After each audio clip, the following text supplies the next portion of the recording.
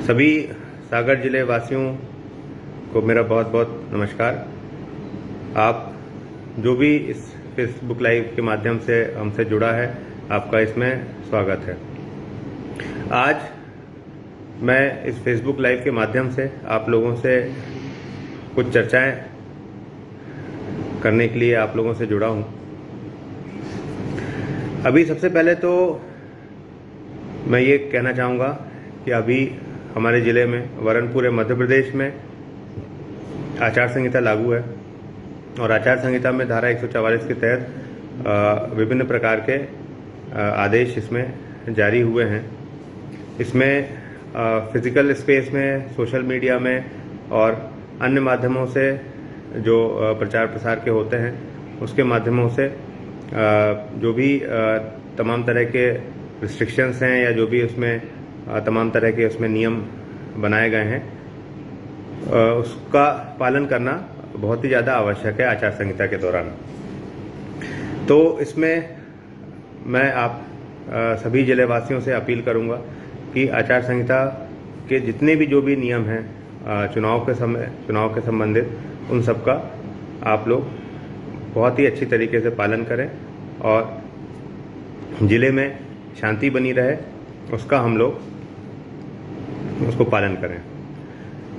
दूसरा एक बहुत ही इम्पोर्टेंट मुद्दा है जो हमारे युवाओं से रिलेटेड है और उनके भविष्य से रिलेटेड है। अभी जो अग्निपथ योजना आई है उसको लेके तमाम जगहों पे तरह तरह के विभिन्न प्रकार के एजिटेशंस हुए हैं और कई जगहों पे लॉ एंड ऑर्डर भी हुए हैं। जिले के पुलिस अधीक्षक होने के नाते और एक वर्दीधारी बल का सदस्य होने के नाते मुझे चिंता है सभी युवाओं की और उनके भविष्य की।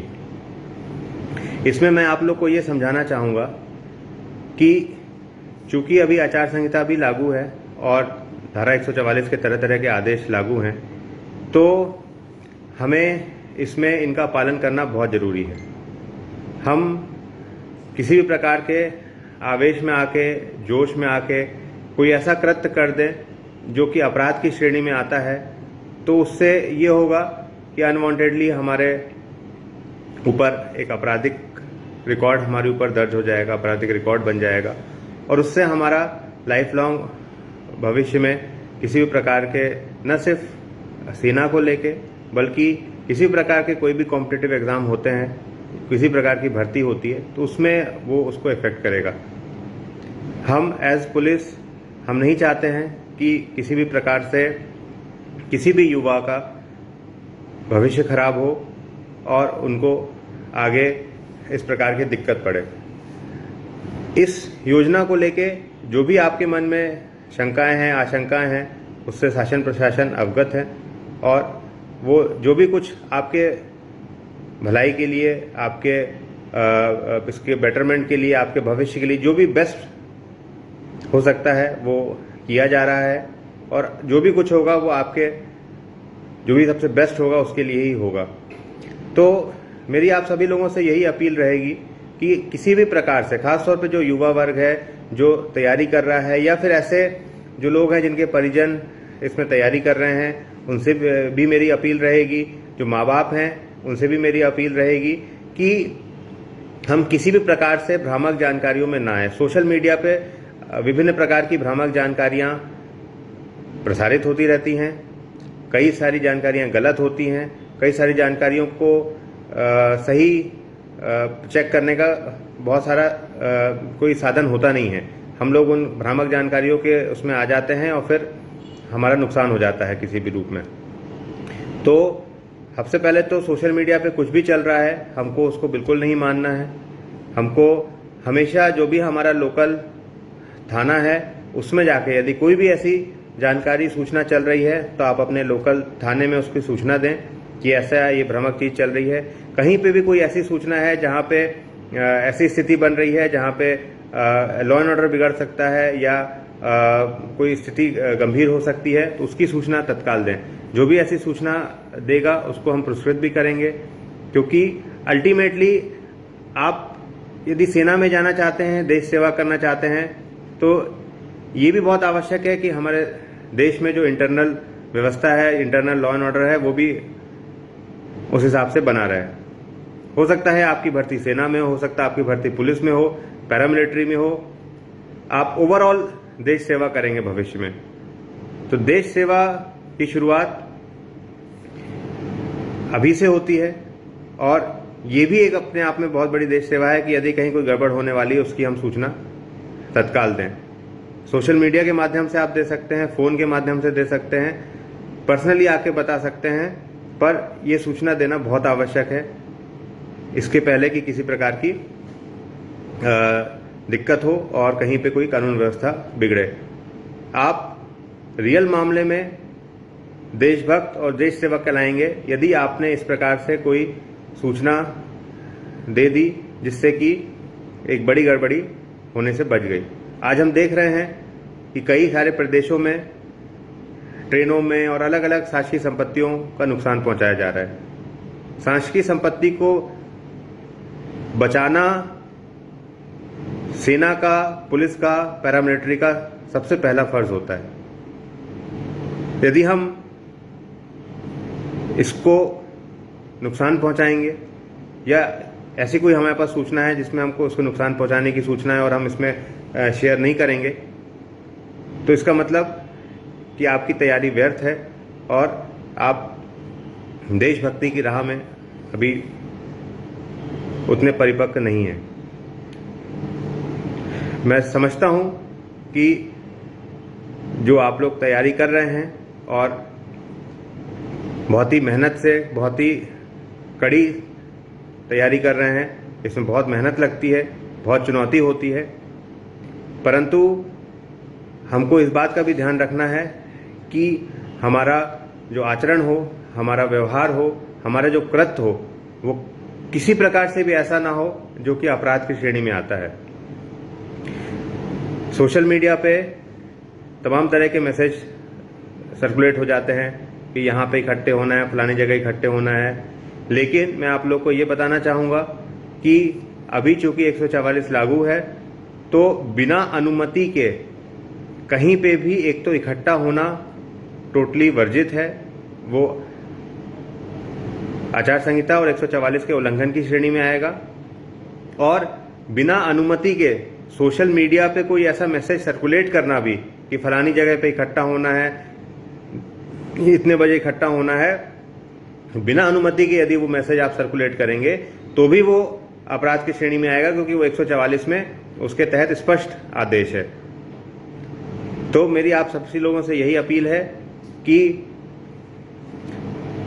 कोई भी ऐसा कृत्य ना करें जो कि 144 के उल्लंघन में आए, आचार संहिता के उल्लंघन में आए।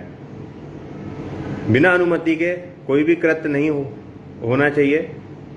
और एक चीज और मैं स्पष्ट कर देना चाहता हूं कि सूचना देना, सिर्फ सूचना देना अनुमति नहीं मानी जाती है। आपको विधिवत सक्षम अधिकारी से, अपने लोकल एग्जीक्यूटिव मजिस्ट्रेट से अनुमति लेना अनिवार्य है। बाकायदा उसको लिखित में आदेश जारी होता है, वो लेना अनिवार्य है। सिर्फ सूचना देना अनुमति की श्रेणी में नहीं आता है कि आप ये मान लें कि हमने तो साहब सूचना दे दी थी और फिर वो हो गया। नहीं, वो गलत है, वो बिल्कुल भी उसके में मान नहीं होता है। दूसरा, सोशल मीडिया पर भी आप कोई भी चीज ऐसी भ्रामक पोस्ट ना करें जो कि कानून व्यवस्था की स्थिति बिगाड़े। आपके पास कोई भी आता है, आप हम लोग को बताइए कि ऐसा मैसेज चल रहा है। आप कंफर्म कर सकते हैं लोकल पुलिस से, लोकल प्रशासन से। बिना कंफर्मेशन के बिल्कुल भी कोई भी मैसेज फॉरवर्ड ना करें। बेस्ट होगा कि मैसेज फॉरवर्ड ना करें, क्योंकि ये पता लगाना बहुत मुश्किल होता है कि क्या सही है क्या गलत। तो तत्काल पता लगाना तो बहुत ही ज्यादा मुश्किल होता है। तो सोशल मीडिया पे कुछ भी चीज पोस्ट करने से पहले 1000 बार सोचें, क्योंकि आपने इवन एक बार पोस्ट कर दी, भले फिर आपने वो डिलीट कर दी, लेकिन बाई चांस किसी ने उसका स्क्रीनशॉट ले लिया तो वो स्क्रीनशॉट सब जगह सर्कुलेट होता रहता है और उसमें आपका नाम भी आ जाता है कि इसने ये चीज़ डाली, फिर आप भले बोल दें कि हमने तो साहब डिलीट कर दी थी, लेकिन आपका नाम तो आ ही गया, और एक बार नाम आ गया तो फिर वो चीज़ें मुश्किल में हो जाती हैं। तो इसीलिए मैं आप लोगों से ये पुनः अपील करूंगा कि सोशल मीडिया में जो अननेसेसरी भ्रामक जानकारियाँ होती हैं उससे बचें, कहीं पे भी इकट्ठा होने से बचें। भले आप उसमें शामिल हो ना हो, आप एक्सटर्नल दर्शक भी ना बने उसके, क्योंकि बाई चांस कोई घटना हुई और आप लोग वीडियो फोटो के फुटेज में आ गए तो वो सिद्ध होने में बहुत टाइम लग जाता है कि आपने कृत्य किया था कि नहीं किया था। अल्टीमेटली आपके ऊपर वो आपराधिक रिकॉर्ड चढ़ जाएगा और वो आपको दिक्कत देगा जब आप कहीं पे भी भर्ती में जाएंगे किसी भी प्रकार की। तो आप लोग अच्छे से बढ़िया अपनी तैयारी करिए, मेहनत करिए, जो भी नियम आदि है इसके संबंध में, अग्निपथ योजना के संबंध में, वो उससे शासन प्रशासन पूरी तरीके से अवगत है। जो समस्याएं हैं उससे अवगत है। किसी भी प्रकार से इसको लेके हम कोई भी ऐसा अपने हाथ में कृत्य ना करें जो कि हमको दिक्कत महसूस करें, दिक्कत दे हमको आगे जाके हमारे किसी भी प्रकार के भविष्य में। अब मैं एक तीसरी बात और करना चाहूँगा, एक साइबर और सोशल मीडिया से ही संबंधित। अभी हम लोग ये देखते हैं बहुत समय से कि विभिन्न प्रकार के सोशल मीडिया और साइबर फ्रॉड होते हैं और बहुत सारे व्यक्ति इसका शिकार हो जाते हैं और इसमें बहुत सारी अपनी राशि का इनको नुकसान हो जाता है। तरह तरह के आजकल लोगों ने नए नए तरीके सोच लिए हैं। पहले वो OTP मांग के करते थे, फिर वो बैंक में लॉटरी के नाम पे करते थे। आजकल नए नए तरीके उसमें निकल आए हैं। ये सबसे महत्वपूर्ण बात यह है कि कोई भी चीज़ आपको, यदि कोई आपसे कोई भी आपकी पर्सनल जानकारी पूछ रहा है तो इसका मतलब कि कहीं कुछ गड़बड़ है, क्योंकि कोई भी बैंक, कोई भी संस्था आपकी कोई भी पर्सनल जानकारी नहीं पूछती है। आपको कोई प्रलोभन दे रहा है तो उसको हमेशा शक की निगाहों से देखें कि भाई ये प्रलोभन क्यों दे रहा है। कोई आपको बोल रहा है कि आप इतना पैसा डालो तो हम आपको इतना पैसा दे देंगे, या आप हमको अपनी जानकारी दो हम आपको ये दे देंगे, तो ऐसा बिल्कुल भी किसी भी प्रकार से उसमें इसके शक और इसके मतलब इसमें शक की नज़रों से इसको देखें और किसी प्रकार से बहकावे में नहीं आना है। खास तौर पे अभी तमाम जगहों पे सोशल मीडिया पे हो सकता है कि ये चले कि आप अपना नाम, डिटेल, फ़ोन नंबर एंटर करो और पिटीशन साइन करो। वो भी एक तरह से आपका पर्सनल इंफॉर्मेशन ले रहा है और वो आपको किसी भी प्रकार से आपको के साथ फ्रॉड हो सकता है। तो इससे हमको बच के रहना है। ऐसे ही जो हम ऑनलाइन वॉलेट यूज़ करते हैं पैसा ट्रांसफ़र करने के लिए, उनको भी हमको बहुत ही सोच समझ के सतर्कता के साथ इस्तेमाल करना है, क्योंकि उसमें सबसे ज़्यादा संभावना रहती है, उससे पैसा ट्रांसफ़र करना सबसे आसान होता है और उससे सबसे ज़्यादा संभावना रहती है कि आपके साथ किसी प्रकार की धोखाधड़ी हो जाए और आप इसका शिकार हो जाओ। इनको पकड़ना बहुत मुश्किल काम होता है और ये बहुत तेज़ी से पैसा ट्रांसफ़र हो जाता है। अपना ATM कार्ड किसी भी अपरिचित व्यक्ति को ना दें। लोग ATM कार्ड की अदला बदली करके फ्रॉड कर लेते हैं। तो आपको इन सब चीज़ों से बच के रहना है। अपने आसपास, अपने समाज, अपने परिवार, मोहल्ले में ये चीज़ बताना है। इस सब चीज़ों से हमको अलर्ट रहना है और इससे हमको बच के रहना है। तो दोस्तों, आज का जो ये लाइव है उसमें आप सभी लोग जो जुड़े हैं उसमें आप सभी लोगों का बहुत बहुत धन्यवाद। आज मैं आप लोगों से